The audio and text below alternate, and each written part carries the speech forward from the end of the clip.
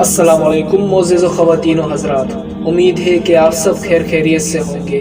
اللہ پاک آپ سب کو آپ کے حفظ و ایمان میں رکھے، آمین۔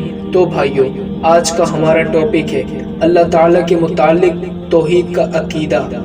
تو شروع کرنے سے پہلے اگر آپ نے ہمارا چینل دا وائس آف اسلام کو سبسکرائب نہیں کیا ہے تو پلیز ہمارے چینل کو سبسکرائب کیجئے اور بیل آئیکن کو پریس کیجئے تاکہ مزید آنے والی اسلامک ویڈیوز آپ تک پہنچ سکیں۔ شکریہ۔ تو شروع کرتے ہیں۔ بسم اللہ الرحمن الرحیم۔ اللہ تعالیٰ ایک ہیں، دوسرے مذاہب والے کہتے ہیں کہ اللہ تعالیٰ کئی ہیں، ان کے ذمے علیحدہ علیحدہ کام ہیں، حالانکہ اس بات کا غلط ہونا بالکل واضح ہے، کیونکہ معاذ اللہ اگر اللہ کئی ہوتے تو دنیا کے بادشاہوں کی طرح وہ بھی آپس میں لڑتے۔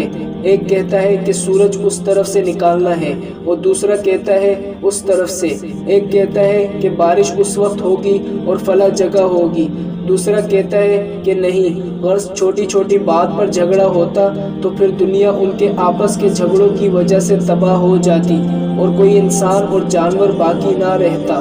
اسی بات کے غلط ہونے کو بیان کرتے ہوئے اللہ تعالیٰ نے قرآن کریم میں فرمایا، لو کان فیہما آلہۃ الا اللہ لفسدتا، اگر زمین و آسمان میں اللہ تعالیٰ کے علاوہ کئی خدا ہوتے تو یہ آسمان و زمین تباہ ہو جاتے۔ سورہ انبیاء آیت نمبر 22۔ اللہ سب سے بڑا ہے۔ بچوں، گھر میں سب سے بڑا باپ ہوتا ہے اور گھر میں اسی کا حکم چلتا ہے۔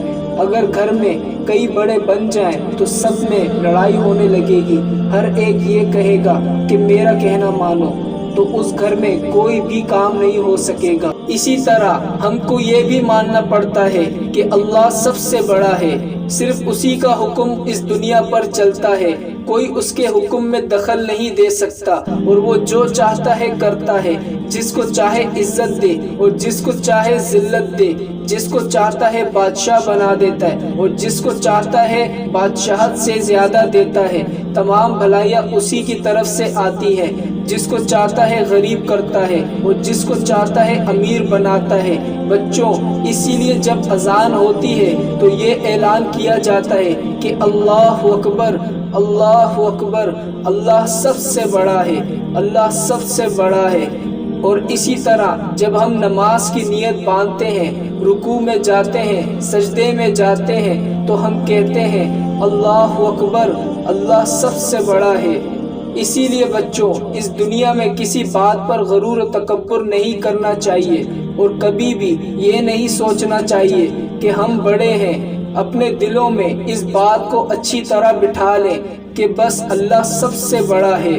ہم جتنا زیادہ اللہ کی بڑائی اور اس کا ذکر کریں گے اتنا ہی اللہ تعالی ہم کو بھی لوگوں کی نظروں میں بڑا کر دیں گے۔ اللہ کے سوا کوئی عبادت کے لائق نہیں۔ بھائیوں، جب ہم نے سمجھ لیا ہے کہ اللہ ایک ہے اور اللہ سب سے بڑا ہے تو بس عبادت کے لائق بھی صرف وہی ہے۔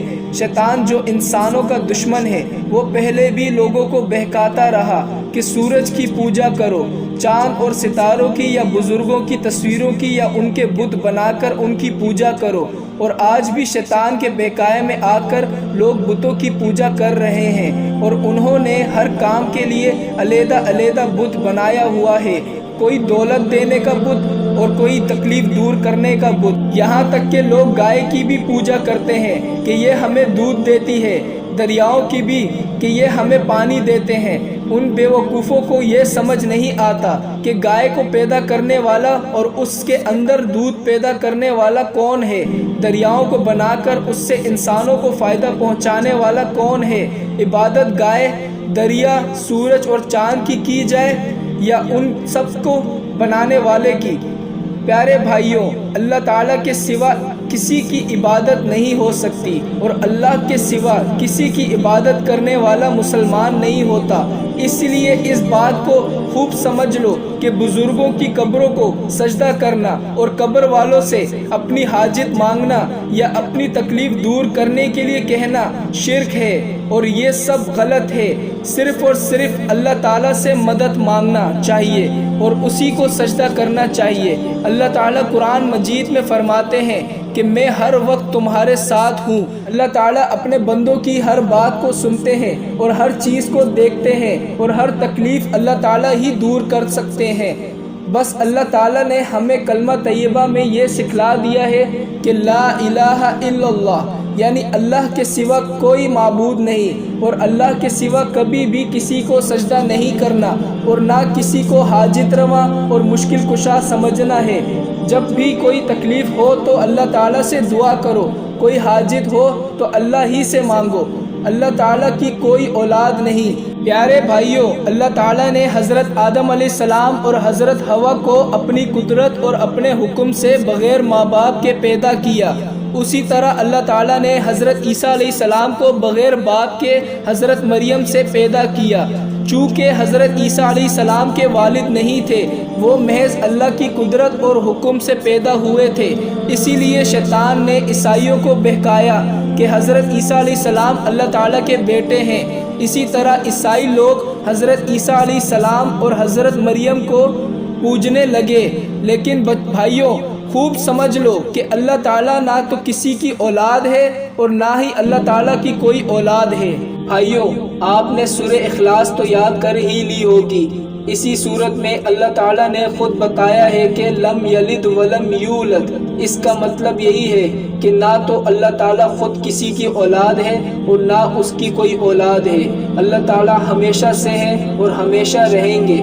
بھائیوں، آپ نے سمجھ لیا کہ اللہ ایک ہے، اللہ سب سے بڑا ہے، اللہ کے سوا کوئی عبادت کے لائق نہیں، اللہ تعالیٰ کو کسی نے پیدا نہیں کیا۔ یہ بات بھی سمجھ لیں کہ دنیا میں اللہ تعالیٰ کو کوئی نہیں دیکھ سکتا۔ اللہ تعالیٰ ہر چیز سے باخبر ہے اور ہر ایک کو دیکھتا ہے، اور کوئی شے اللہ تعالیٰ سے پوشیدہ نہیں ہے۔ اللہ تعالیٰ ہر جگہ ہر وقت موجود ہے، اور ہم دنیا میں اللہ تعالیٰ کو دیکھ نہیں سکتے کیونکہ ہمارے اندر اس کی طاقت موجود نہیں ہے۔ حضرت موسی علیہ السلام کی اللہ تعالیٰ سے ہم کلامی۔ بھائیوں، اللہ تعالیٰ نے حضرت موسی علیہ السلام سے باتیں کی ہیں۔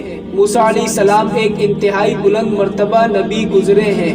انہوں نے اللہ تعالیٰ سے دعا کی تھی کہ آپ مجھے اپنا دیدار کرا دیجئے کہ آپ کیسے ہیں۔ اللہ تعالیٰ نے فرمایا کہ اے موسیٰ، تم مجھ کو نہیں دیکھ سکتے، اس پہاڑ کو دیکھو، ہم اپنا نور اس پر ڈال رہے ہیں، اگر وہ اپنی جگہ برقرار رہا تو تم مجھے بھی دیکھ لو گے۔ جب اللہ تعالیٰ نے پہاڑ پر تجلی فرمائی تو وہ پہاڑ ریزہ ریزہ ہو گیا، اور حضرت موسیٰ علیہ السلام نے جب پہاڑ کی طرف دیکھا تو بے ہوش ہو کر گر پڑے۔ جب ہوش آیا تو اللہ تعالیٰ کے دربار میں سجدہ ریز ہو گئے کہ اے اللہ، واقعی آپ کو کوئی بھی نہیں دیکھ سکتا۔ تو میرے بھائیوں، امید کرتے ہیں آپ کو ہماری یہ ویڈیو بہت پسند آئی ہوگی۔ اپنی کمنٹ سیکشن میں اپنی رائے کا اظہار ضرور کریے گا۔ شکریہ، جزاک اللہ خیرہ۔